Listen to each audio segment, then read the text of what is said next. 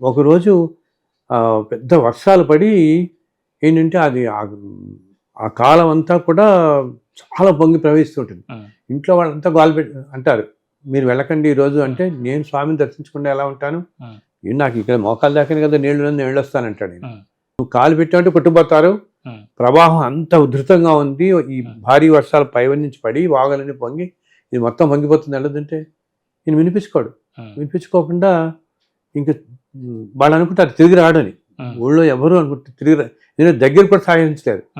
ఇతను అలాగే వెళతాడు, అంత నీళ్ళే ఉంటాయి, నీళ్ళలో నడుచుకుంటూ వెళ్ళిపోతాడు, మాయమైపోతాడు, కనపడి ఇంక వీళ్ళకి.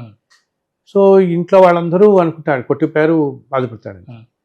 ఆ తర్వాత 4-5 గంటలు అయ్యేటప్పుడు చక్కా నీళ్ళలో నడుచుకుంటూ వస్తాడు. వీళ్ళందరూ చూసి ఆశ్చర్యపోతారనమాట.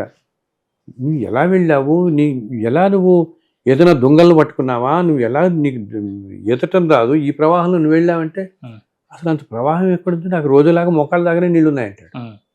విన్నారా? రోజులాగానే మోకాళ్ళ దాకానే ఉన్నాయి నీళ్ళేమో, నాకేం ప్రవాహం నాకేం కనపడలేదు, నాకేం లేదు, నేను ఇలా నడుచుకుంటూ వెళ్ళాను, ఆ స్వామికి దర్శనం పెట్టుకున్నాను, దర్శనం చేసుకుని వచ్చాను, చక్కగా వచ్చాను, ఆయన నాకెక్కడ కనపడలేదు, నాకు చూడండి అని చూపిస్తాడు. ఆయన ఆశ్చర్యంగా ఏంటి తెలుసా, అంత ప్రవాహం పెడుతుందా, ఆయన కాళ్ళు మాత్రం దాకానే మోకాళ్ళ దాకా తడిసి ఉంటుంది.